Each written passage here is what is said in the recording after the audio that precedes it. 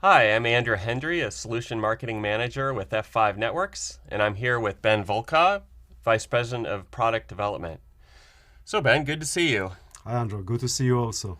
And why don't we start from the top? Tell us a little bit more about diameter signaling. So diameter signaling is based on an ITF standard that was adopted by the 3GPP standard body, and it is what is used today in service providers' core network, really to connect all the functions in the network. For many years, we used to have many signaling protocols in the network. We had Radius, and we had LDAP, and we had TACAS, and TACAS Plus, and MAP, and CAP, and CAMER, and CORPS, and Megaco, and so many of those. And when the standard bodies came with the new architectures in the release 4, 5, 6, and ongoing, they said, okay, we're going to start from scratch. We'll find one protocol that will solve all the issues that we have, and will also enable us room for growth for future needs. And they said, oh, there's something in the ITF that might be suitable. So they took the ITF diameter-based standard, and on top of this, adopted their own functionalities and applications.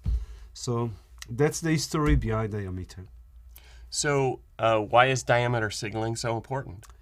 So diameter signaling is really, that's the enabler for everything. Without it, service providers are really a dumb pipe. This enables authentication, authorization, accounting, policy, quality of service, smart charging. All those use cases and revenue growth generators of service providers are dependent on signaling. And the flexibility of a diameter enables them to do much smarter and more flexible use cases, and which of course can generate more revenues. So most people are familiar with SS7 signaling from voice networks. How does diameter differ from SS7? Diameter is very different than SS7. SS7 was built and tuned for voice networks. Diameter was built and tuned for the new needs in service provider networks, which is really data.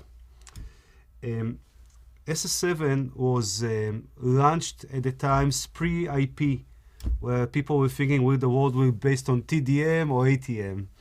And diameter is really tuned and built for IP networks.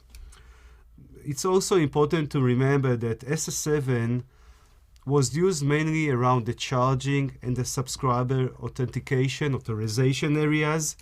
And so when we were having SS7 networks, we had Radius and LDAPs and CORPS and many other protocols next door, used side by side with him. And diameter is not only replacing SS7, it's also replacing all those protocols also.